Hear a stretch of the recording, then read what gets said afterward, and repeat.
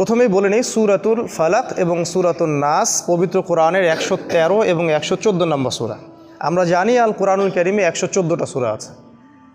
তার সবচেয়ে বড় সূরা সূরাতুল বাকারা, সবচেয়ে ছোট সূরা সূরাতুল কাউসার। আমরা জানি যে সূরাতুল বাকারা এবং সূরা আল ইমরান আমাদের জন্য পরকালে সুপারিশ করবে। রাসূল সাল্লাল্লাহু আলাইহি ওয়াসাল্লাম বলেছেন, যেই ঘরে সূরা বাকারা তিলাওয়াত করা হয় সেখান থেকে শয়তান চলে যায়।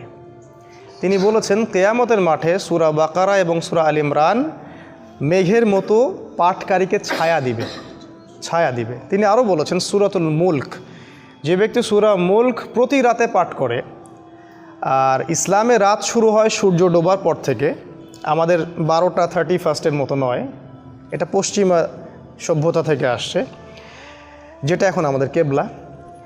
তো ওই সূরাতুল মুলক যে ব্যক্তি সূর্য ডোবার পর থেকে নিয়ে ঘুমানোর আগ পর্যন্ত বা রাতের বেলা পাঠ করবে, রাসূল সাল্লাল্লাহু আলাইহি ওয়াসাল্লাম বলেছেন, কিয়ামতের দিনে তো সুপারিশ করবেই, এছাড়াও এই সূরা তাকে কবরের আযাব থেকে রক্ষা করবে ইনশাআল্লাহ। এটা বিশাল ব্যাপার, এটা একটা বিশাল অ্যামেজিং ব্যাপার। তিনি আরও বলেছেন সূরা ইখলাস সম্পর্কে, যে 3 বার যদি সূরা ইখলাস কেউ পাঠ করে সে ব্যক্তি 1 খতম কোরআনের নেকি পাবে ইনশাআল্লাহ। তিনি বলেছেন সূরাতুল ইখলাস হলো কোরআনের 1/3, 3 ভাগের 1 ভাগ। একজন সাহাবী ছিলেন যিনি প্রত্যেক সলাতেই, প্রত্যেক রাকাতেই সূরা ইখলাস পাঠ করতেন। মানে তার অভ্যাস ছিল এমন, তিনি যাই তিলাওয়াত করতেন তার শেষে গিয়ে সূরা ইখলাস পাঠ করতেন। তো মুসল্লিরা একদিন কমপ্লেন করলো রাসূল সাল্লাল্লাহু আলাইহি ওয়াসাল্লামের কাছে যে অমুক ইমাম এই কাজটা করে। তিনি তাকে ডাকলেন এবং জিজ্ঞাসা করলেন যে তুমি এই কাজটা কেন করো? তিনি বললেন, ইয়া রাসূলুল্লাহ সাল্লাল্লাহু আলাইহি ওয়াসাল্লাম, আমি এই সূরাটাকে ভালোবাসি, আমি সূরা ইখলাসকে ভালোবাসি। তিনি বললেন, এই ভালোবাসাই তোমাকে জান্নাতে প্রবেশ করাবে। দেখুন, আপনারা আবু হুরায়রা রাদিয়াল্লাহু আনহু ঘটনা জানেন। তাকে রাসূল সাল্লাল্লাহু আলাইহি ওয়াসাল্লাম গনিমতের মাল পাহারা দিতে বলেছিলেন। তো চোর আসছিল তার কাছে পরপর 3 রাত, তিনি 2 রাত ছেড়ে দিয়েছিলেন, শেষ রাতে ছাড়েননি, ধরেছিলেন। তো সেই চোর তাকে বলেছিল যে আমাকে যদি তুমি ছেড়ে দাও আজকের মতো, তাহলে আমি তোমাকে এমন একটা আমল শিখিয়ে দিব যেটা তোমাকে সারা রাত শয়তান এবং জিন এবং যাবতীয় অকল্যাণ থেকে হেফাজত করবে। তা আবু হুরায়রা রাদিয়াল্লাহু আনহু বললেন, আমাকে শিখাও, সেটা কী আমল?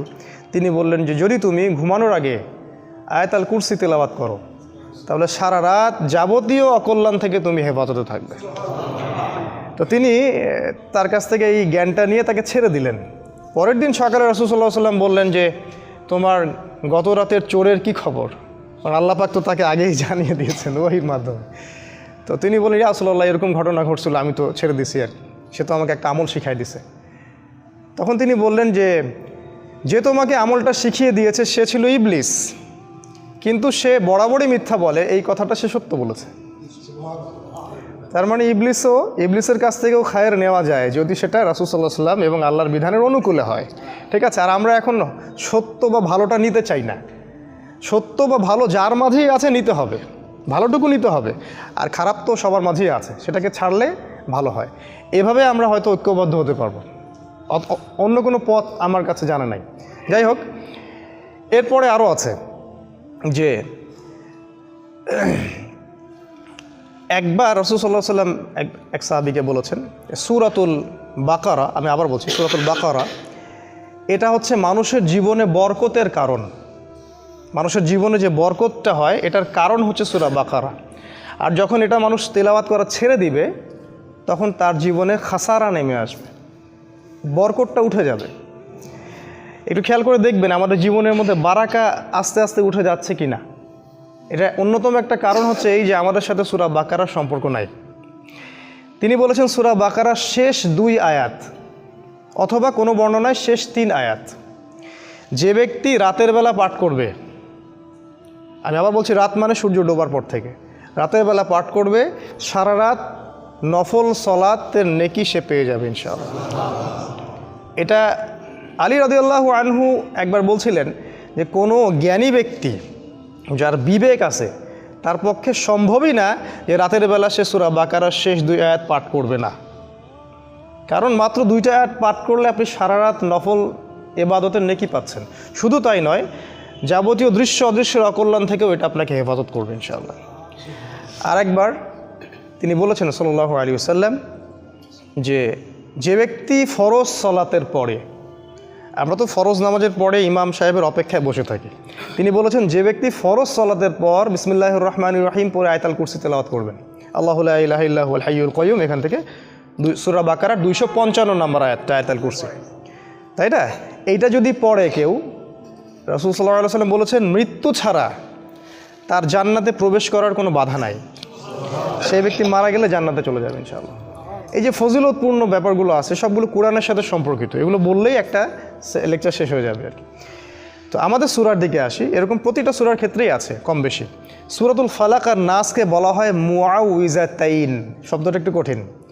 মুআউইজাতাইন মানে আশ্রয়ে প্রার্থনার দুইটা সূরা, আশ্রয় প্রার্থনার দুইটা সূরা। আজকে সূরাটাকে আপনাদেরকে অন্যভাবে শেখাবো ইনশাআল্লাহ।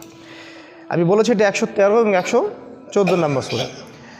এই সূরাটা মাক্কি, মাক্কি সূরা বোঝেন? যে সূরাগুলো মক্কায় নাজিল হয়েছে হিজরতের আগে, আর যেগুলো মদিনায় নাজিল হয়েছে সেগুলো হলো মাদানী সূরা। মাক্কি সূরাতে কিছু জিনিস কমন থাকে, কমনগুলো হচ্ছে এখানে তাওহীদ, রিসালাত, পরকাল, মৃত্যু, কবর, পুনরুত্থান, এই বিষয়গুলোর আলোচনা বেশি আসছে মাক্কি সূরায়। কারণ শুরুর দিকে তো সবাই অমুসলিম, তাদেরকে আগে না আল্লাহর দিকে নিয়ে আসতে হবে, তারপরে না বিধান প্রয়োগ করবেন, তাই না? বোমা মেরে কি আর ইসলাম কায়েম হয়? আগে মানুষের ভিতরটা তো সংশোধন করতে হবে। এই হলো পদ্ধতি। রাসূল সাল্লাল্লাহু আলাইহি ওয়াসাল্লাম মক্কায় ছিলেন 13 বছর। 13 বছর, এই 13 বছরে যতগুলো সূরা নাজিল হয়েছে সবগুলোকে বলা হয় মাক্কি সূরা। আর হিজরত করার পরে যে সূরাগুলো সেগুলো হলো মাদানী সূরা। মাক্কি সূরার সংখ্যা কত কেউ কি বলতে পারবেন? 86টা, মাশাআল্লাহ। আর মাদানী সূরার সংখ্যা 28টা, মাশাআল্লাহ। এই হলো 114 সূরা। তো এই সূরাতুল ফালাক আর নাস, যেটা আজকে আমাদের আলোচনার টপিক, এটার একটা শানে নজুল আছে। শানে নজুল মানে হচ্ছে নাজিল হওয়ার প্রেক্ষাপট, নাজিল হওয়ার প্রেক্ষাপট। প্রত্যেকটা মনে রাখবেন, প্রত্যেকটা সূরা, প্রত্যেকটা আয়াত এর নাজিল হওয়ার পিছনে কোনো না কোনো ঘটনা আছে। শুধু তাই নয়, যে হাদিসগুলো আমরা জানি এই হাদিসগুলোরও শানে নজুল আছে, এই হাদিসগুলোরও শানে নজুল আছে। তো এখানে আপনাকে খেয়াল রাখতে হবে যে আয়াত বা যে সূরা আপনি পড়ছেন তার পিছনের ঘটনাটা কি, কোন প্রেক্ষাপটে এই আয়াত বা এই সূরাটা নাজিল হয়েছে। যদি আপনি এই পুরো গল্পটা না বোঝেন তাহলে কোরআনের আয়াত দিয়েও আপনি বিভ্রান্ত হতে পারেন। যেমন অনেক ভাই আমাদের জিহাদের আয়াত শুনে কিন্তু বিভ্রান্ত হয়ে যাচ্ছে। আবার অনেক ভাই আছেন যারা হাদিসের কোন হাদিস কোথায় প্রয়োগ করতে হয় সেটার জ্ঞান হারিয়ে ফেলছেন। এখন দেখা যাচ্ছে গরুর মাথা ছাগলের লেজে আর ছাগলের মাথা গরুর লেজে লাগাই দেওয়া হচ্ছে, ঠিক আছে? এটা সমস্যা। তো এই জন্য শানে নজুল জানার দরকার আছে। সূরা ফালাক আর নাসের শানে নজুল হচ্ছে এই যে একবার রাসূল সাল্লাল্লাহু আলাইহি ওয়াসাল্লামকে জাদু করা হয়েছিল। মারাত্মক ব্যাপার, আমাদের নবীকে জাদু করা হয়েছিল। জাদু সত্য, রাসূল সাল্লাল্লাহু আলাইহি ওয়াসাল্লাম জাদুগ্রস্ত নিজেই হয়েছিলেন, ঠিক আছে? আর জাদু যে সত্য এর প্রমাণে কোরআনে অসংখ্য আয়াত আছে, অনেক আয়াত আছে। ওই মুসা আলাইহিস সালামের রাগ থেকে শুরু করে কিয়ামতের আগ পর্যন্ত জাদু থাকবে, এর অস্তিত্ব আছে। সমস্যা হচ্ছে এগুলো প্র্যাকটিস করা আমাদের জন্য হারাম। কেউ যদি জাদু প্র্যাকটিস করে, ইসলামের শরীয়ত অনুযায়ী তার শাস্তি কি জানেন? তাকে হত্যা করতে হবে, এটা তার শাস্তি। ইসলামিক স্টেটের যিনি প্রেসিডেন্ট থাকবেন তার আদেশে সেটা হবে। যেমন আমাদের মৃত্যুদণ্ড, ঠিক ওই রকম জাদুর শাস্তি মৃত্যুদণ্ড। যাই হোক, আমাদের নবীকে জাদু করা হয়েছিল, করেছিল এক ইহুদি মহিলা। ইহুদি মহিলা, তার মানে ইহুদিরা জাদুতে পাণ্ডিত্য রাখে। আজকের দিন পর্যন্ত ইহুদিরা জাদু প্র্যাকটিস করে, আজকের দিন পর্যন্ত। এবং তারা সায়েন্স বলে যত কিছু প্রচার করছে সব কিছু সায়েন্স নয়, এর পিছনে আছে সেহের বা জাদু। ইভেন আপনি টেলিভিশন সেটের মধ্যে যা যা দেখছেন তার পিছনেও আছে সেহের বা জাদু। আমাদের মা বোনদেরকে ঘন্টার পর ঘন্টা ধরে রাখছে টেলিভিশন, আইসোলেশন, হিপনোটাইজ করে ফেলছে, নেশা হয়ে গেছে। অনেক রকম জাদু আছে। আমি জাদু নিয়ে 5টা খুতবা দিতে পারবো ইনশাআল্লাহ, কারণ আমার স্টাডিজ ওই বেসটাই জাদু, সেহের। এটার উপর ডক্টরেটও করা যায়, অনেক স্কলার এটার উপর ডক্টরেট করেছেন। আমি যেটা বলছিলাম যে রাসূল সাল্লাল্লাহু আলাইহি ওয়াসাল্লামকে জাদুগ্রস্ত করা হয়েছিল, একজন ইহুদি মহিলা জাদু করেছিলেন তার মাথার চুল দিয়ে। তার চিরুনি থেকে মাথার চুল কোনোভাবে সে চুরি করেছিল বা কোনোভাবে ম্যানেজ করেছিল, করে সেখানে সে কুফুরি কালাম এবং মন্ত্রতন্ত্র পড়ে ফু দিয়েছিল। ফু দিয়ে সেখানে 11টা গিট দিয়েছিল, 11টা গিট দিয়েছিল। খেয়াল করে দেখবেন সূরা ফালাক আর নাসের মধ্যে 11টা আয়াত আছে, দুইটা মিলে 11টা আয়াত আছে। আচ্ছা, এই যে জাদু তাকে করা হলো, ইহুদি মহিলা জাদু করলো, আর এটা বলে রাখি যে তাকে সারা জীবন ইহুদিরা কষ্ট দিয়েছে। আর আজ পর্যন্ত আমাদের সবচেয়ে বড় শত্রু ইহুদিরাই। আল্লাহ পাক কোরআনে সেটা বলেছেন যে সূরা মাইদা পড়ে দেখবেন, তোমাদের সবচেয়ে বেশি শত্রুতা রাখে তোমাদের সাথে ইহুদি জাতি এবং মুশরিকরা, যারা একে অপরের বন্ধু। যদি আপনি কোরআন পড়েন তাহলে আপনার কাছে জগৎ স্পষ্ট হয়ে যাবে। কেন নেতানিয়াহু মোদিকে ডাকে তখন আপনি বুঝতে পারবেন। যদি কোরআন আপনার ভিতরে না থাকে আপনি জগৎকে ডিল করতে পারবেন না। তো এই যে 11টা গিট দেওয়া হলো, এতে করে রাসূল সাল্লাল্লাহু আলাইহি ওয়াসাল্লাম অসুস্থ হয়ে যান। যখন জাদু করা হয় কারো প্রতি, সে অসুস্থ হয়ে যাবে। ইভেন সবচেয়ে পরহেজগার মানুষও জাদুগ্রস্ত হতে পারে, আপনি আমি যে কেউ হতে পারি। যারা ইসলামী বিধান পালন করেন না, কোরআনের সাথে সম্পর্ক কম বা নাই, হারাম রিজিকের সাথে সম্পর্ক আছে, যারা সুদ খাচ্ছেন, গান বাজনা করতেছেন, যারা বাদ্যযন্ত্রের সাথে সম্পর্কিত, যারা অশ্লীল টিভি মুভি এগুলো দেখছেন, এদের জাদুগ্রস্ত হওয়ার সম্ভাবনা 95%। একবার জাদুগ্রস্ত হয়ে গেলে তাকে রিকভার করা খুবই ডিফিকাল্ট। এই জন্য ইসলাম এই প্রোটেকশনগুলো দিয়েছে, কারণ একবার জাদুগ্রস্ত হয়ে গেলে এটাকে সলভ করা খুবই ডিফিকাল্ট। কারণ জাদু জিনের সহযোগিতা ছাড়া হয় না। যারা জাদু করে তারা জিনকে তাবে করে। আপনারা কিন্তু কোরআন পড়লে দেখবেন আল্লাহ পাক বলেছেন জাহান্নামের ইন্ধন হবে মানুষ আর জিন, যারা একে অপরকে সহযোগিতা করত। আজ পর্যন্ত কিছু মানুষ আছে এই পৃথিবীতে, আপনার আশপাশেও, যারা জিনের সহযোগিতা নিয়ে বিভিন্ন কুফরি কালাম তন্ত্রমন্ত্র করে, এবং গ্রামাঞ্চলে এটার প্রচলন অনেক বেশি। ঠিক আছে, ইভেন এখন শহরেও এগুলো ঢুকে পড়ছে। প্রেমের জোড়া দেওয়ার জন্যে, বাড়ির বরকতের জন্যে, স্বামী স্ত্রীর সম্পর্ক উন্নয়নের জন্য বিভিন্ন কাজে এগুলো করা হচ্ছে। এবং আমাদের দেশে কবিরাজের সংখ্যা তো অভাব নাই। আর যেহেতু এগুলো সম্পর্কে আমরা জানি কম, আমরা কিছু হইলেই ওদের কাছে দৌড়াই। এই সুযোগটা ওরা আমাদের কাছ থেকে নেয়, নিয়ে সে এদিক থেকেও টাকা খায়, ওদিক থেকেও টাকা খায়। শয়তান, এক কথায় শয়তানের চেলাপেলা এগুলা।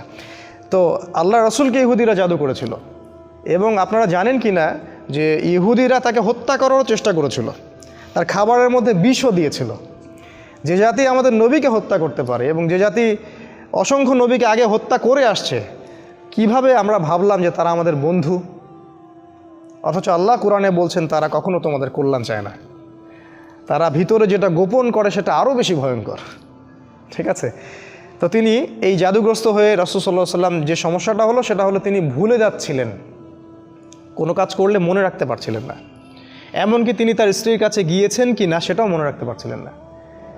তো জাদুগ্রস্ত হলে খুব খারাপ অবস্থা হয়। এই জন্য আমার রিকোয়েস্ট থাকবে যে আপনারা অনতিবিলম্বে কোরআন, সুন্নাহ, সহিহ, জিকির, আজগার, দোয়া, কালাম এগুলো শিখে নেবেন এবং সকাল সন্ধ্যা এগুলো প্র্যাকটিস করবেন।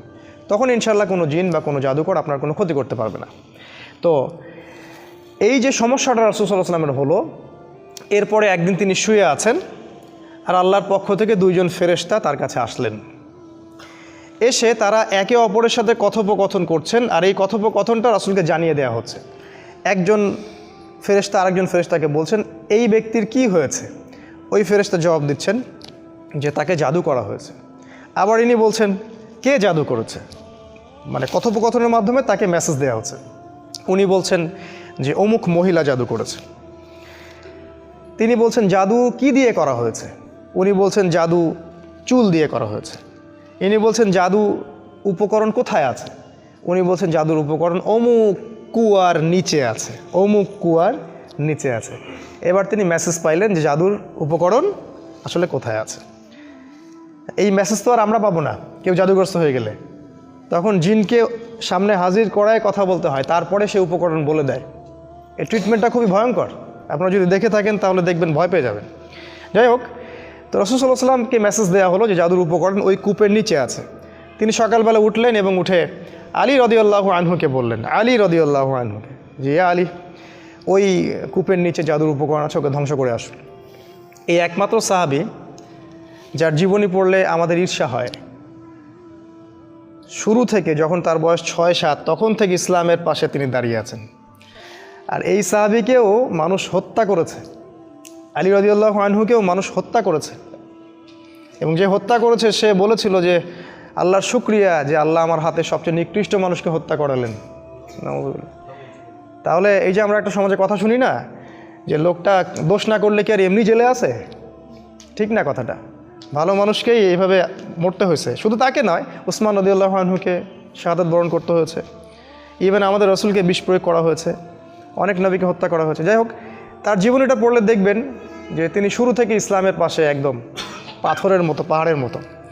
তো উনি গেলেন, গিয়ে ওই উপকরণটাকে ধ্বংস করলেন এবং রাসূল সাল্লাল্লাহু আলাইহি ওয়াসাল্লাম কাছে এসে অনুমতি চাচ্ছেন যে ইয়া রাসূলুল্লাহ, আমাকে অনুমতি দেন, যে আপনাকে জাদু করেছে ওকে আমরা গর্দান উড়িয়ে দেব, গর্দান উড়িয়ে দেব। এবং সাথে উমর রাদিয়াল্লাহু আনহু ছিলেন, কারণ তো বিশাল অপরাধ, ইসলামিক স্টেটের যিনি ডিপার্টমেন্ট প্রেসিডেন্ট তাকে আপনি জাদু করেছেন। এখন তো ইসলামিক স্টেটের বা একটা দেশের কাউকে যদি সামান্য একটা ওয়ার্ডও বলা হয় তাহলে তো তার অবস্থা খারাপ, আর সেটা তো বিশাল ব্যাপার। কিন্তু আমাদের নবী মুহাম্মদ সাল্লাল্লাহু আলাইহি ওয়াসাল্লাম ছিলেন মানবতার মুক্তির দূত। তিনি বললেন যে আমি ওই মহিলাকে মাফ করে দিলাম, তিনি বললেন আমি ওই মহিলাটাকে মাফ করে দিলাম। কারণ এই যে ঘটনাটা ঘটলো, এটা আসলে কাদের জন্য ঘটলো জানেন? তার উম্মাহর জন্য ঘটলো। এই ঘটনাটার মধ্য দিয়ে আল্লাহ পাক আমাদেরকে 2টা সূরা দিলেন, যাতে কিয়ামত পর্যন্ত মানুষ এই সব সমস্যা থেকে বেঁচে থাকতে পারে। এটা আল্লাহর হিকমা, প্রজ্ঞা। আল্লাহ পাক ইউসুফ আলাইহিস সালামকে জেল খাটাইছেন, খাটান নাই? ইউসুফ আলাইহিস সালামের ওই জেলে যাওয়ার বদৌলতে লক্ষ লক্ষ মানুষ দুর্ভিক্ষ থেকে বেঁচে গেছে, বেঁচে যায় নাই? এই হলো আল্লাহর হিকমা। মাঝে মাঝে যে বিপদগুলো আমাদের হয় এর পিছনে কোনো না কোনো কল্যাণ, খায়ের থাকে, যেটা আমরা বুঝতে পারি না। রাসূল সাল্লাল্লাহু আলাইহি ওয়াসাল্লাম তাকে মাফ করে দিলেন, এবং তখন সূরা ফালাক এবং নাস নাজিল হলো একসাথে নাজিল হলো, এবং তিনি তিলাওয়াত করছিলেন একটা একটা করে আয়াত, আর ওই একটা একটা করে গিট খুলে যাচ্ছিল। ঠিক আছে, এই হলো এর শানে নজুল বা নাজিলের প্রেক্ষাপট। এবার আসেন এর ফজিলত 2টা বলি। সূরা নাস এবং ফালাকের স্পেশাল কিছু ফজিলত আছে। যেমন একটা হলো, যে ব্যক্তি, একটু মনোযোগ দিয়ে শুনবেন, যে ব্যক্তি সূরা ফালাক, সূরা নাস এবং সূরা ইখলাস, এই 3টা সূরা সকালে এবং সন্ধ্যায় 3বার করে পড়বে, যদি সকালে পড়ে সন্ধ্যা পর্যন্ত যাবতীয় হঠাৎ বিপদ থেকে বেঁচে থাকবে। হঠাৎ বিপদ, ধাপাস করে কোনো বিপদে পড়বে না ইনশাআল্লাহ। আপনি খেয়াল করে দেখবেন, সব পরিবারে যাচ্ছে মাইক্রো নিয়ে বিয়ে খাইতে, ডেট, স্পট ডেট, তাই না? হঠাৎ করে দেখবেন সকালে ঠিক মতো আসে, হঠাৎ স্ট্রোক নাই। হঠাৎ বিপদ ইনশাল্লাহ সে পড়বে না। যে ব্যক্তি সকালে 3বার করে সূরা ফালাক, সূরা নাস, সূরা ইখলাস পড়বে। আর বিশ্বাস করেন, এই কাজগুলো আমাদের চাচাদের বয়সী যারা আছেন ওনাদেরকে শিখাতে হয় না, আমাদেরকেই শিখাতে হয়, তাদেরকে শিখাতে হয় না, তারা এগুলো আগেই থেকে জানেন।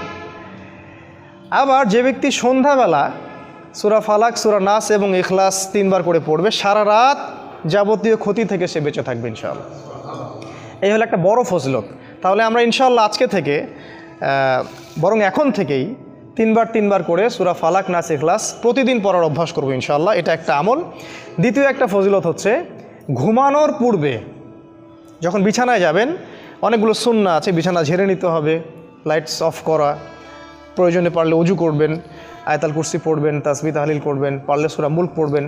যদি কিছুই করতে না পারেন, কমপক্ষে সূরা ফালাক, সূরা নাস আর সূরা ইখলাস 3বার করে পড়বেন। সিস্টেমটা আমি দেখাই দিচ্ছি, যে প্রথমে হাত সামনে নিয়ে বিসমিল্লাহির রহমানির রহিম পড়ে সূরাতুল ইখলাস, আবার বিসমিল্লাহ বলে সূরাতুল ফালাক, আবার বিসমিল্লাহ বলে সূরাতুল নাস, একবার করে পড়লেন, পড়ে এভাবে ফু দিবেন, দিয়ে মাথা থেকে নিয়ে যতদূর পর্যন্ত পারেন এভাবে মাসহ করবেন একবার, তারপরে আবার একবার, তারপরে আবার একবার, মোট 3বার। কেন এটা আমি এখন এসে বুঝতে পারছি, কেন 3বার, স্টুডেন্ট লাইফে বুঝতে পারি নাই। আসলে কোরআন এবং সুন্নাহর এত জ্ঞানের সমুদ্র, যেখানে আমরা হাবুডুবু খাচ্ছি, আসলে কোনো কুল কিনারাও খুঁজে পাচ্ছি না যে আসলে কি সলিউশন দিব। তাই যতই জানি ততই মনে হয় যে আমি কিছুই জানি না। একটা হাদিস সেদিন আমরা জানলাম, সেটা হলো যখন মানুষ ঘুমায় তখন শয়তান চলে আসে কাছে, মানে সবার সাথে একটা করে শয়তান আছে, ওই শয়তান চলে আসে, ওর নাম হচ্ছে কারিন, যেটা কোরআনে আছে। সে এসে এই যে আমাদের গর্দান আছে, এই গর্দানের মধ্যে 3টা গিট দেয়, এবং প্রতিটা গিটের সাথে সে বলে, তোমার সামনে দীর্ঘ রাত, তুমি ঘুমাও, তোমার সামনে দীর্ঘ রাত, তুমি ঘুমাও, তোমার সামনে দীর্ঘ রাত, তুমি ঘুমাও, আরামে ঘুমাও। রাসূল সাল্লাল্লাহু আলাইহি ওয়াসাল্লাম বলছেন, যখন বান্দা যদি ফজরের আজান শুনে উঠে যায় তাহলে একটা গেট খুলে যায়, যদি সে ওযু করে তাহলে আরও একটা গেট খুলে যায়, আর যদি সে জামায়াতে এসে সালাত আদায় করে তাহলে 3টা গেটই খুলে যায়।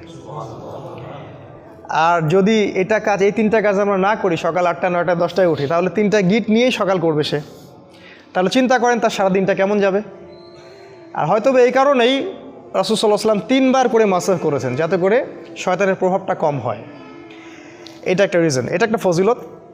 আর আমি যেই কথাগুলো বলছি, এই যে ফু দিয়ে মাসাহ করা, আবার গিটের কথা, আমাদের মডার্ন সো কল্ড এই যে ওয়েস্টার্ন সিভিলাইজেশন এবং সায়েন্স এগুলোকে অস্বীকার করে, এবং এই কথাগুলো আমাদের স্কুল কলেজের প্রফেসররা শুনলে হাসবে। আপনারা ডিসাইড করবেন যে আপনারা কোরআনকে ফলো করবেন নাকি ওয়ান আইট পিপলদেরকে ফলো করবেন। তবে হ্যাঁ এটাও বলি, যদি আজকে বা আগামীকাল আমরা দেখি যে ডিসকভারি চ্যানেল বা ন্যাশনাল জিওগ্রাফি তারা বলছে যে আমরা নতুন একটা তথ্য পাইছি, কী সেই তথ্য?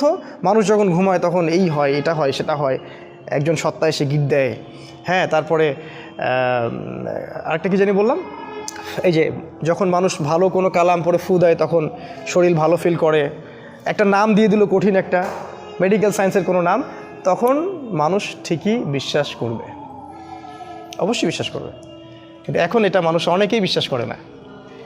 এটাকে বলা হয় তাদের ইবাদত করা। মানে তারা যদি বলে যে অমুক গ্যালাক্সির দূরে একটা গ্রহের সন্ধান পাওয়া গেছে, যে গ্রহটা হীরা দিয়ে তৈরি, যেখানে সোনার গাছ আছে, হ্যাঁ, সেখানে অন্য গ্রহের কিছু প্রাণী আছে, সবাই এক বাক্যে বিশ্বাস করবে। আমি চ্যালেঞ্জ করলাম, এক বাক্যে বিশ্বাস করবে পরের দিন। কিন্তু আল্লাহ কোরআনে বলছেন যে অমুক জান্নাত রেডি রাখছে, যেটা হীরা দিয়ে তৈরি, সোনা দিয়ে তৈরি, এখানে এটা আছে সেটা আছে। এরা বলবে এটা তো অলিক গাল গল্প বলতেছে, এটা তো ব্যাকডেটেড কোরআন, আনসিভিলাইজড পিপলদের কাজ। তো এতে ধোকায় পড়বেন না, এটা দাজ্জাল, যেটা আপনাদেরকে ওয়ান আইড বানাচ্ছে, এক চোখা বানাচ্ছে। তাদের দৌড় এখন পর্যন্ত ওই পর্যন্ত যায়নি যেটা আল্লাহ রাব্বুল আলামিন 1400 বছর আগেই নাজিল করেছেন। এই ইয়াকিনটা না থাকলে ঈমান শেক করবে। তারপর এই হলো আপনার ফজিলত, কয়েকটা বলো। আরেকটা ফজিলত হচ্ছে এই যে আমরা ফরজ সালাত পড়ি, প্রত্যেক ফরজ সালাতের পরে রাসূল সাল্লাল্লাহু আলাইহি ওয়াসাল্লাম একবার করে সূরা ফালাক, সূরা নাস এবং ইখলাস পড়তেন। এটা একটা। এই কাজগুলো করলে যেটা হবে সেটা হলো এই, যদি সূরা ফালাক, নাস, ইখলাস আপনি শোয়ার সময় পড়েন, সকালে সন্ধ্যায় পড়েন, আর এই যে প্রত্যেক ফরজ সালাতের পরে পড়েন, আপনি অনেকগুলো বেনিফিট পাবেন। সেগুলো কি? এক নাম্বার হচ্ছে আপনি দৃশ্য অদৃশ্যের অনেক বিপদ আপদ থেকে বেঁচে থাকবেন। 2 নাম্বার হচ্ছে আপনি হঠাৎ করে বিপদে পড়বেন না। 3 নাম্বার হচ্ছে এই কোরআন আপনার জন্য পরকালে সুপারিশ করবে, এটা সবচেয়ে বড়, কারণ কোরআনের সাথে আপনার সম্পর্ক আছে, এ আপনাকে পরকালে সুপারিশ করবে। তাছাড়া চোখ লাগা থেকে আপনি বেঁচে থাকবেন, বদ নজর থেকে বেঁচে থাকবেন। এগুলোর প্রত্যেকটার অস্তিত্ব ইসলাম অস্বীকার করেনি, প্রত্যেকটাই স্বীকার করেছে। রাসূল সাল্লাল্লাহু আলাইহি ওয়াসাল্লাম বলেছেন ইন্নাল আইনাল হক, মানুষের বদ নজর সত্য। আপনার ছেলের স্বাস্থ্য খুব ভালো, এক জায়গায় নিয়ে গেলেন, মানুষ দেখলো বাহ আপনার ছেলে তো অনেক সুস্বাস্থ্যের অধিকারী, দেখবেন পরের দিন অসুস্থ হয়ে গেছে। ব্যবসা করতেছেন খুব সুন্দর, অনেকে আসতেছে, বাহ ভাই ভালোই তো ব্যবসা খাড়া করছেন, দেখলেন কলাপস করে গেল। চোখের বদ নজর সত্য। এর দলিল সূরা কাহফের মধ্যে আছে। যদি কারো কিছু ভালো লাগে তখন বলতে হবে মাশাআল্লাহ, খুব সুন্দর, সুবহানাল্লাহ, চমৎকার, আলহামদুলিল্লাহ, আল্লাহ পাক দিয়েছেন। এই কথাগুলো প্র্যাকটিস করবেন, এই সংস্কৃতিগুলো আপনাকে চোখ লাগা থেকে বাঁচাবে। এগুলো তো আমাদের স্কুল কলেজ বিশ্ববিদ্যালয়ে শেখানো হয় না। চোখ লাগাবার কী জিনিস? ওরা বলবে এটা ব্যাকডেটেড মানুষের কাজ, এটা কুসংস্কার, এটা হচ্ছে গোড়া মুসলিমদের কথা। তো রাস্তায় যে মেয়েরা ঘোরে এরা চোখ লাগা, এদের পিছনে চোখ লাগছে মানুষের। আর একবার চোখ লাগলে খুব সমস্যা আছে। একবার একজন সাহাবী গোসল করছিলেন, আর একজন সাহাবী তাকে দেখে বলছেন যে বাহ তোমার স্কিনটা তো অনেক সুন্দর, একদম মনে হচ্ছে যে কুমারী মেয়ের মতো স্কিন। সাথে সাথে ওই সাহাবী ওখানে বেহুশ হয়ে পড়ে গেলেন, একদম সাথে সাথে। এটা বুখারীর হাদিস। রাসূল সাল্লাল্লাহু আলাইহি ওয়াসাল্লাম ওই সাহাবীকে ডাকলেন, ডেকে বললেন যে তুমি কি তোমার ভাইকে মারতে চাও? তিনি বললেন আমি আবার কখন মারতে চাইলাম, আমি তো বললাম যে তার স্কিনটা অনেক সুন্দর, সে তো সুন্দর, আমি তো প্রশংসা করলাম। তখন তিনি বললেন যে কেন তুমি কল্যাণের বা বরকতের দোয়া করলা না? মাশাআল্লাহ ভাই তোমার স্কিনটা অনেক সুন্দর, মাশাআল্লাহ, আলহামদুলিল্লাহ, বারাকাল্লাহু ফিক, এগুলো কেন বললা না? তখন ওই সাহাবীকে গোসল দেয়া হলো এবং ওই গোসলের পানি দিয়ে এই সাহাবীকে গোসল দেয়া হলো, তারপরে ইনি সুস্থ হলেন। তখন রাসূল বলেছেন ইন্নাল আইনাল হক, চোখের বদ নজর সত্য। তো যাই হোক, এই হলো সূরা ফালাক নাসের কিছু ফজিলত, অনেক ফজিলত, এটা সব বলে শেষ করা যাবে না। এখন আমরা আসছি শুধুমাত্র এর শাব্দিক অর্থগুলো আপনাদেরকে একটু শেয়ার করে শেষ করবো ইনশাআল্লাহ। সূরা ফালাক আর নাস একসাথে আমি আগে অনুবাদ করে দিচ্ছি আপনাকে। বিসমিল্লাহির রহমানির রহিম। আল্লাহ পাক বলেছেন কুল, সবাই আমি জানি মুখস্থ আছে। কুল মানে হচ্ছে বলুন। আউযু, আউযু মানে আমি আশ্রয় প্রার্থনা করছি। আউযু মানে আমি আশ্রয় প্রার্থনা করছি। আর নাউযু মানে আমরা আশ্রয় প্রার্থনা করছি। যখন আপনি বলেন আউযু বিল্লাহ, এটা এক বচনে, আর যদি বলেন নাউযু বিল্লাহ, এটা বহু বচনে। ঠিক আছে, ভালো কথা। অ্যারাবিক গ্রামার শিখবেন টুকটাক, না হলে কী হবে জানেন? না হলে যেটা হয়, আমি একটা মসজিদে দেখেছি যে একজন ইমাম আছেন, মাশাআল্লাহ, আল্লাহ পাক তাকে নেখায়াত দারাজ করুক, তিনি প্রতিদিন নিজের জন্য দোয়া করেন আর মুসল্লি আমিন আমিন বলে। তিনি প্রতিদিন নিজের জন্য দোয়া করেন, সব এক বচনে তার জন্যই দোয়া করেন। আল্লাহ, হে আল্লাহ আমাকে বার্ধক্য থেকে বাঁচাও, হে আল্লাহ আমাকে কবরের আযাব থেকে বাঁচাও, হে আল্লাহ আমাকে রিজিকে বরকত দাও, আর সবাই আমিন আমিন বলে উঠে চলে যায়। তাহলে তাদের দোয়ার কি হইল? তো দোয়া বহু বচনে করতে হতো। যাই হোক, অ্যারাবিক গ্রামার একটু শিখবেন টুকটাক। কুল মানে বলুন, আউযু মানে আমি আশ্রয় প্রার্থনা করছি, বিরব্বিল ফালাক, বিরব্বিল ফালাক। বিরব্বি মানে রবের কাছে বা রবের নিকটে, আর ফালাক মানে হচ্ছে সকাল বা প্রভাত বা উষা। এ এত সরল অর্থ হলো বলুন, হে নবী আপনি বলুন যে আমি সকালের রবের কাছে আশ্রয় প্রার্থনা করছি। এটা প্রথম আয়াত। তারপরে হলো মিন শাররি মা খালাক। মিন মানে হতে, আর শার মানে হচ্ছে ক্ষতি। শারুন মানে ক্ষতি বা অনিষ্ট বা অকল্যাণ। মা খালাকা মানে যা কিছু তিনি সৃষ্টি করেছেন।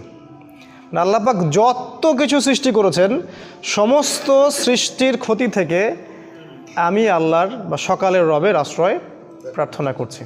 সমস্ত সৃষ্টি পড়ে গেল এখানে, এক কথায় সব শেষ। আর আল্লাহ নিজে এবং তার কালাম কোরআন, আল্লাহ নিজে এবং তার কালাম কোরআন বাদ দিয়ে সবই তো তার সৃষ্টি। আল্লাহ নিজে এবং তার কালাম কোরআন বাদ দিয়ে সব কিছুই তার সৃষ্টি। তো এই সমস্ত সৃষ্টির কোনো না কোনো অকল্যাণও আছে। এই অকল্যাণগুলো থেকে আমি হে আল্লাহ আপনার আশ্রয় প্রার্থনা করছি, সকালের রবের আশ্রয় প্রার্থনা করছি। তারপরে 3 নম্বর আয়াতে আসেন, ওয়ামিন শাররি গাসিকিন ইযা ওয়াকাব। ওয়া মানে এবং, মিন শাররি মানে ক্ষতি থেকে, গাসিক মানে হচ্ছে রাত, গাসিক মানে রাত, এই যে রাত। ইযা ওয়াকাবা মানে যখন সেটা গভীর হয়, মানে গভীর রাতের অনিষ্ট থেকে বা ক্ষতি থেকে আমি আল্লাহর আশ্রয় প্রার্থনা করছি। তার মানে গভীর রাতের মধ্যে ক্ষতি আছে, যেটা আমাদের আজকের 31st নাইটের কনসার্ট যারা করবে ওরা বুঝবে না। তো এই হলো 3 নম্বর আয়াত। 4 নম্বর আয়াত আসেন, তারপর কি ওয়ামিন শাররিন নাফাসাতি ফিল উকদ। এটা ডেঞ্জারাস আয়াত। ওয়া মানে এবং, মিন শাররি মানে ক্ষতি থেকে। এই যে নাফাসাত, এই শব্দটার অর্থ হচ্ছে জাদু করিনি মহিলারা। যত মহিলারা জাদু করে, আর জাদুর সাথে মহিলার সম্পর্ক আমি বললাম শুরুতে, জাদুর সাথে ম্যাক্সিমাম সময় মহিলাদের সম্পর্ক থাকে। বেশিরভাগ মহিলারাই জাদু করে, সাধারণত জাদু চর্চা করে, প্র্যাকটিস করে। এইসব মহিলাদের জাদু থেকে বা জাদু করিনি মহিলাদের থেকে ফিল উকদ। উকদ মানে হলো যে গিট, আমি যে বললাম গিটের মধ্যে ফু দিয়ে রাসূলকে জাদু করেছিল, ওই গিটে ফু দেয়া জাদু করিনি মহিলাদের ক্ষতি থেকে আল্লাহর আশ্রয় প্রার্থনা করছে। আরেকটা হচ্ছে শেষের আয়াত, ওয়ামিন শাররি হাসিদিন ইযা হাসাদ। ওয়ামিন শাররি আগের মতো এবং ক্ষতি থেকে, হাসিদ মানে হচ্ছে হিংসুক, হাসিদ মানে হিংসুক, ইযা হাসাদা যখন সে হিংসা করে। তাহলে এর আয়াতের অর্থ হচ্ছে হিংসুকের অনিষ্ট থেকে আল্লাহর আশ্রয় চাচ্ছি যখন সে হিংসা করে। এই হলো সূরাতুল ফালাকের সরল অর্থ। আবার বলছি, ভালো করে শোনেন। হে নবী আপনি বলুন আমি আশ্রয় প্রার্থনা করছি সকালের রবের কাছে, তিনি যা কিছু সৃষ্টি করেছেন সব কিছুর ক্ষতি থেকে, স্পেশালি রাতের ক্ষতি থেকে যখন সেটা গভীর হয়, এবং জাদু করিনি নারীদের ক্ষতি থেকে যারা ওই যে গিটে ফুৎকার দেয়, আর হিংসুকের হিংসা থেকে যখন সে হিংসা করে। এই হলো সূরাতুল ফালাক। সূরা নাসে আসেন, আল্লাহ বলছেন কুল বলুন আগের মতো, আউযু বিরব্বিন নাস, আমি আশ্রয় প্রার্থনা করছি রব্বিন নাস, নাস মানে মানুষ, রব মানে রব, মানুষের রবের কাছে আমি আশ্রয় প্রার্থনা করছি। মালিকিন নাস, মানুষের মালিকের কাছে আশ্রয় প্রার্থনা করছি। ইলাহিন নাস, মানুষের ইলাহের কাছে আশ্রয় প্রার্থনা করছি। কি থেকে? মিন শাররিল ওয়াসওয়াসিল খান্নাস। মিন শাররি মানে যে ক্ষতি থেকে, ওয়াসওয়াস মানে হলো কুমন্ত্রণা দেয়া, ওয়াসওয়াসা দেয়া, ওয়াসওয়াসা যেগুলো আমাদের হৃদয়ের ভিতরে আসে। খান্নাস মানে হলো আত্মগোপনকারী, যে আমাদের এই টাইম ফ্রেমের আড়ালে থাকে, দেখা যায় না, যাকে দেখা যায় না সে নিজেকে হাইড করতে পারে। এই আত্মগোপনকারী কুমন্ত্রণা দাতার অনিষ্ট থেকে আমি আশ্রয় প্রার্থনা করছি আল্লাহর। আল্লাযী ইউওয়াসউইসু ফি সুদুরিন নাস, যে ব্যক্তি মানে যে ইউওয়াসউইসু ওয়াসওয়াসা দেয়, ফি সুদুরিন নাস, সুদূর মানে যে সদর বা বুক, মানুষের হৃদয়ে, যে ওয়াসওয়াসা দেয় মানুষের হৃদয়ে, মিনাল জিন্নাতি ওয়ান নাস, জিন জাতির মধ্য থেকে এবং মানব জাতির মধ্য থেকে। এই হলো সূরা ফালাক আর নাসের সরল অনুবাদ। এবার আপনাদের আমি একটা সামারি করে দিচ্ছি, দিয়ে ছেড়ে দিচ্ছি ইনশাআল্লাহ। ভালো করে খেয়াল করলে দেখবেন এই দুটো সূরাকে একসাথে চিন্তা করতে হবে। এটা একটা প্যারালাল সূরা, আলাদা করে না, একসাথে চিন্তা করলে দেখবেন যে এই দুটো সূরায় আমরা বেশ কয়েকটা বিষয় থেকে আল্লাহর আশ্রয় চাচ্ছি।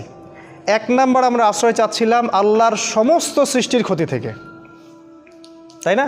এটা কমন, একদম সমস্ত সৃষ্টিতে যত ক্ষতি, সব ক্ষতি থেকে আল্লাহর আশ্রয় চাচ্ছিলাম। দুই নাম্বার, স্পেশালি এই ক্ষতিগুলোর মধ্যে স্পেশালি রাতের ক্ষতি থেকে, গভীর রাতের ক্ষতি থেকে। আরও চাচ্ছিলাম জাদুকরিনী মহিলাদের ক্ষতি থেকে। আরও চাচ্ছিলাম হিংসা এবং হিংসুকের অনিষ্ট থেকে। চারটা স্পেশাল। আর সূরা নাসে গিয়ে আরও আছে, সূরা নাসে একটা এক্সট্রা, সেটা হলো যে খন্নাস, হৃদয়ে ওয়াসওয়াসা দেয়, তার ক্ষতি থেকে। এই পাঁচটা স্পেশাল জিনিস থেকে আল্লাহর আশ্রয় চাচ্ছি এই দুটো সূরায়। কিন্তু কেন? কারণটা বলার আগে আরেকটা কথা বলি, সেটা হলো এই যে ক্ষতিগুলা, এগুলো থেকে আপনি সূরা ফালাক আর নাসের মাধ্যমে আশ্রয় পাবেন। তখন আশ্রয় পাবেন যখন আপনি আল্লাহকে রব হিসেবে গ্রহণ করছেন, যখন আপনি আল্লাহকে মানুষের ইলাহ হিসেবে গ্রহণ করছেন, যখন আপনি আল্লাহকে মানুষের মালিক হিসেবে গ্রহণ করছেন। আল্লাহ পাক একটার পর একটা বলছেন, রব্বিন নাস, মালিকিন নাস, ইলাহিন নাস। যে ব্যক্তির মনে সন্দেহ আছে যে আল্লাহ ছাড়া অন্য কেউ ইবাদত পাওয়ার যোগ্য, সে এই দুটো সূরা দিয়ে কোনো উপকার পাবে না। যে ব্যক্তির মধ্যে ডাউট আছে যে আল্লাহ ছাড়া কেউ সন্তান দিতে পারে, আল্লাহ ছাড়া কাউকে সেজদা করা যায়, হ্যাঁ, আল্লাহ ছাড়া অন্যরাও বিধান দিতে পারে, হ্যাঁ, আল্লাহর বিধানের চেয়ে এদের বিধান ভালো, এরকম ডাউট যাদের হৃদয়ের ভিতরে আছে, এইসব সূরা তাদের কোনো কাজে আসবে না। এগুলো আগে তাওহীদ প্রতিষ্ঠা করা, যে আল্লাহ রব, তিনি মালিক, আল্লাহই রব প্রতিপালক, তিনি আবার মালিক, যার হুকুম চলে, অন্য কারো হুকুম চলে না। তিনি হচ্ছেন ইলাহ, যিনি উপাসনার যোগ্য, অন্যকে উপাসনার যোগ্য নয়। এগুলোর তাওহীদ যার স্ট্রং ভিতরে, তারপরে আপনি এই পাঁচটা বিষয় থেকে আল্লাহর আশ্রয় চাচ্ছেন। ঠিক আছে? এই হলো সূরা ফালাকের সরল অর্থ। একটা প্রশ্ন শেষ করে দেই, সেটা হলো যে এই পাঁচটা বিষয় স্পেশালি কেন? কারণ জগতে অনেক ক্ষতি আছে। আল্লাহ আগেই বললেন যে তার সমস্ত সৃষ্টির ক্ষতি থেকে আশ্রয় চাচ্ছি, কিন্তু কিছু কিছু ক্ষতি স্পেশাল, যেগুলো আমাদের সাধ্যের বাইরে। আপনার সামনে যদি শত্রু থাকে আপনি দেখতে পারবেন, আর কিছু কিছু জিনিস আছে যেগুলো অদৃশ্য, আপনি দেখতে পারবেন না। সেই দেখার মতো চোখে আমাদের ক্ষমতা দেয়া হয়নি। আল্লাহ রাসূল বলেছেন, কুকুরেরা শয়তানকে দেখতে পারে, কুকুর শয়তানকে দেখতে পারে।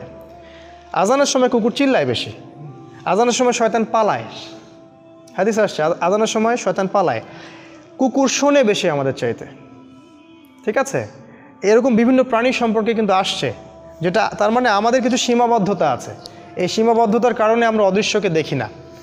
তো এই জন্যে এই যে অদৃশ্যের গায়েবের বিষয়গুলা, সব ক্ষতির চাইতেও স্পেশালি বলেছেন হিংসা, হিংসুক, স্পেশালি বলেছেন রাতের অনিষ্ট, রাতের গভীরতা, স্পেশালি বলেছেন জাদুকরিনী নারীরা, আর হৃদয়ের মধ্যে ওয়াসওয়াসা দেয় যে শয়তান খান্নাস।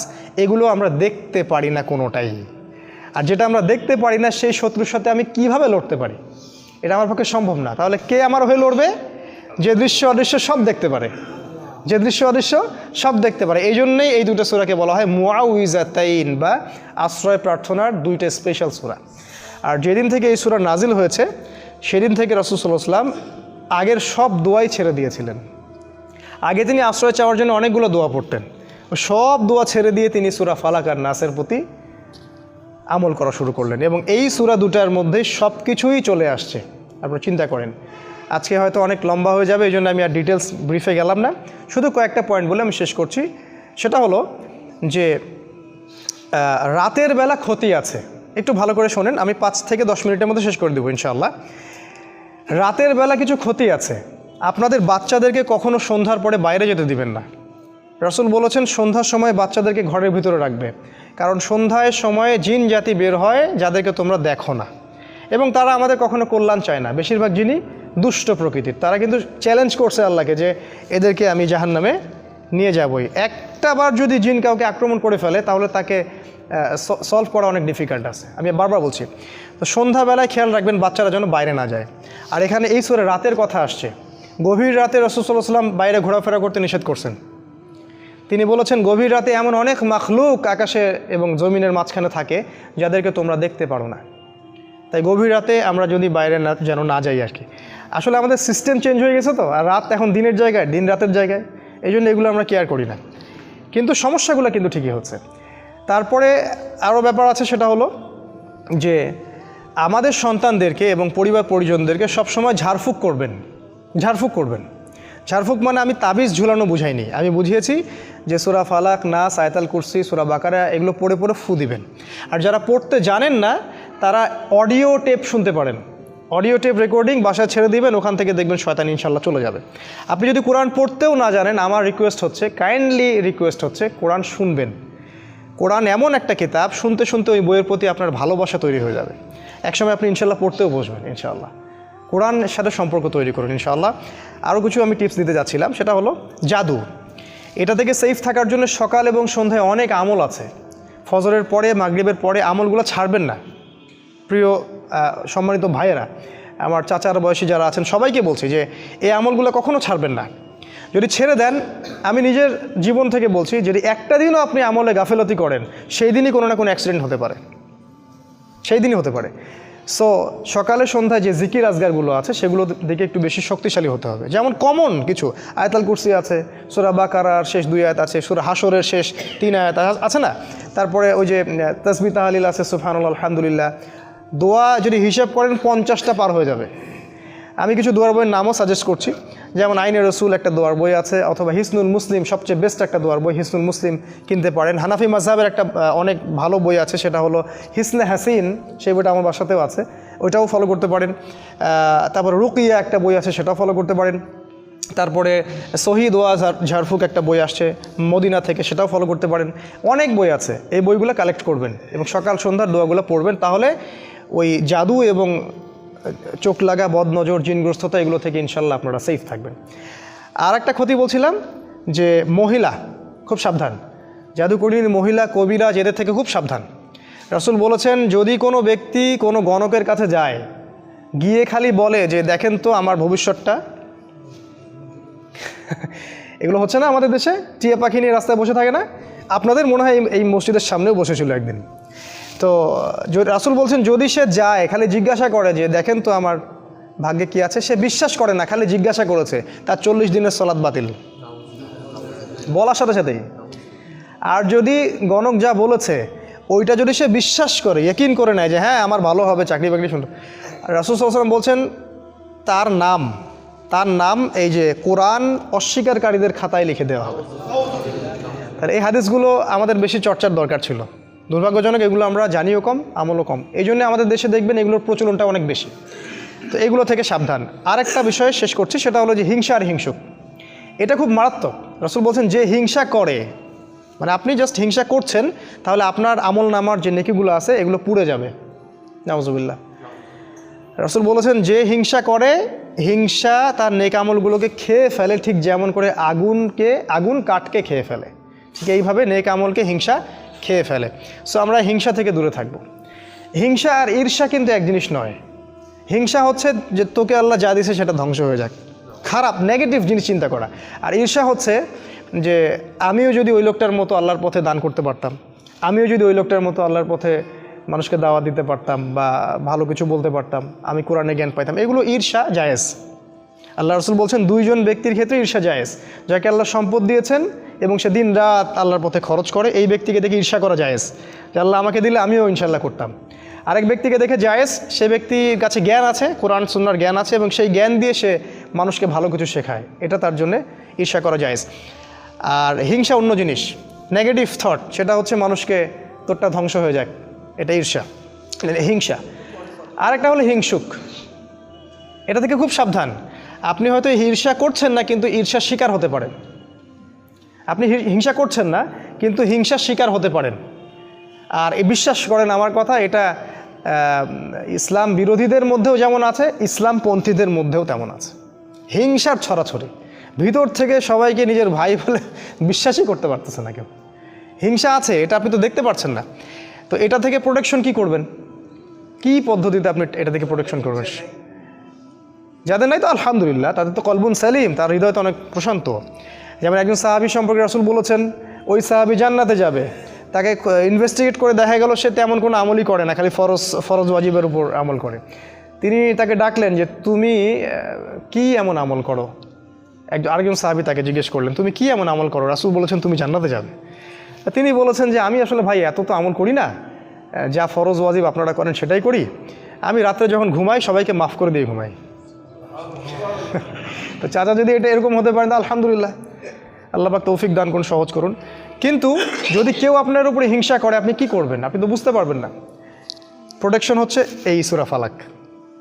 আপনি দিনরাত সূরা ফালাক পড়েন, হিংসুকের হিংসা থেকে ইনশাল্লাহ বেঁচে থাকবেন। আর লাস্ট যেটা, সেটা হলো ওয়াসওয়াসা। এই ওয়াসওয়াসা যেটা কুমন্ত্রণা, এটা একটা রোগ। ডক্টররা অনেক নাম দিয়েছে, কোরআন বলেছে ইউয়াসউইসু ফি সুদুরিন নাস, হৃদয়ের মাঝে ওয়াসওয়াসা দেয়। দেখবেন যখনই নামাজে দাঁড়াবেন আপনি বুঝতে পারবেন যে ওয়াসওয়াসা শুরু হয়ে গেছে। এমন অনেক ঘটনা নামাজে মনে পড়বে যেটা আপনার কখনো মনেই ছিল না, ঠিক আছে, সারা জীবনে মনে ছিল না। তো এই ওয়াসওয়াসা থেকে বাঁচার বুদ্ধি হচ্ছে সূরা নাস। সূরা নাস, আমি একটা ছেলের কথা জানি, ইয়াং ছেলে, ওদের বয়সী হবে, কি জানি একটা ওয়াসওয়াসা ওর মাথায় ঢুকে গেছে যে ওর ওযু হয় না, ও সারাদিন ওযুই করতে থাকে, নামাজ ছুটে যাচ্ছে। ওর মাথায় ওযু করতেছে, মনে হচ্ছে যে এই জায়গায় মনে হয় শুকনা আছে, এটা মনে হয়নি, আবার ওযু করে। আবার কিছু মানুষ আছে টয়লেট করে আসে, এই ওয়াসওয়াসা মাথায় ঢুকছে যে টয়লেট মনে হয় একটু 1 ফোঁটা 2 ফোঁটা পেশাব মনে বের হইলো, আবার সে দৌড়াচ্ছে পেশাবখানায়, আবার ওখানে একটু হাঁটাহাঁটি করতেছে, মানে ওর মাথায় ঢুকে গেছে যে কিছু না কিছু বের হচ্ছে। এগুলো শয়তানি ওয়াসওয়াসা। ওয়াসওয়াসা, আপনি ব্যাপারগুলোকে নর্মালি নিতে হবে, কিন্তু নর্মালি নিতে পারবেন তখনই যখন সূরা ফালাক নাসের উপর আমল করবেন, ঠিক আছে? এগুলো ওয়াসওয়াসা। আরও ওয়াসওয়াসা আছে, যেমন আমাদের হৃদয়ের মধ্যে অনেক সময় অনেক চিন্তা আসে, এগুলো কমন, এটা নিয়ে আপনি উদ্বিগ্ন হবেন না। রাসূলের কাছে সাহাবীরা বলেছিলেন যে আমাদের মাঝে এমন অনেক চিন্তা আসে যেগুলো প্রকাশ হওয়াটা আমরা কষ্টকর মনে করি। রাসূল বলেছেন এটা হচ্ছে ঈমানের লক্ষণ, এটা ঈমানের লক্ষণ। যখন এরকম কোনো ওয়াসওয়াসা আসবে আপনি বলবেন আমানতু বিল্লাহি ওয়া রাসূলিহি, আমানতু বিল্লাহি ওয়া রাসূলিহি। এই হলো সূরা ফালাক নাসের সংক্ষিপ্ত আজকের আলোচনা। অনেক আলোচনা করার ছিল, যেহেতু আপনাদের ধৈর্যচ্যুতি হবে, শেষ একটা হাদিস বলে আমি শেষ করছি। সেটা হলো যে রাসূল সাল্লাল্লাহু আলাইহি ওয়াসাল্লাম বলেছেন যে আল কোরআন হুজ্জাতুন লাকা আও আলাইকা। এই হাদিসটা যদি মনে রাখি আমাদের যথেষ্ট।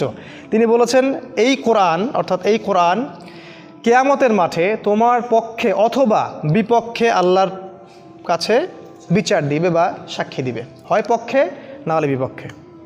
তাহলে এখন আমরা ঠান্ডা মাথায় ভাবি যে কি করলে কোরআন আমাদের পক্ষে সাক্ষী দিবে আর কি করলে আমাদের বিপক্ষে সাক্ষী দিবে। আর বিশ্বাস করেন, কোরআন যার বিপক্ষে সাক্ষী দিবে তার নাজাতের কোনো পথ নাই। আরেকটা হাদিস রাসূল সাল্লাল্লাহু আলাইহি ওয়াসাল্লাম বলেছেন ইন্নাল্লাহা ইয়ারফাউ বিহাদাল কিতাবি আকওয়ামান, আল্লাহ পাক বহু সম্প্রদায়কে এই বইয়ের দ্বারাই উন্নত করেন, মর্যাদামণ্ডিত করেন। ওয়া ইয়াদাউ বিল আখরিন, আর অসংখ্য সম্প্রদায়কে আল্লাহ পাক এই বই না মানার কারণেই অপদস্থ করেন। আল্লাহ পাক আমাদের সবাইকে কোরআনের কাছে ফিরে আসার তৌফিক দান করুন, আমাদেরকে এই ধারাবাহিকভাবে কোরআন শেখার আল্লাহ পাক তৌফিক দান করুন। আল্লাহ পাক কোরআনের মাধ্যমে আমাদের হায়াতের রিজিকে বারাকা দান করুন, আমাদেরকে দৃশ্য অদৃশ্যের সমস্ত বিপদ আপদ থেকে আল্লাহ পাক বাঁচিয়ে রাখুন। আমাদের বাচ্চা এবং নেক্সট প্রজন্মদেরকে আমরা যেন কোরআনের আলোয় আলোকিত করতে পারি এবং ওদেরকে শেখাতে পারি, সেই তৌফিক আল্লাহ পাক দান করুন। নিয়মিত কোরআন তেলাওয়াতের তৌফিক দান করুন এবং আল্লাহ পাক আমাদের হালাল রুজিকের পথ করে দিন। সূরা ফালাক এবং নাসের উপর আমল করার তৌফিক আল্লাহ পাক দান করুন। সবাই একটু দোয়া পড়ি। সুবহানাকা আল্লাহুম্মা ওয়া বিহামদিকা নাশহাদু আল্লা ইলাহা ইল্লা আনতা নাস্তাগফিরুকা ওয়া নাতুবু ইলাইক। আসসালামু আলাইকুম ওয়া রাহমাতুল্লাহ।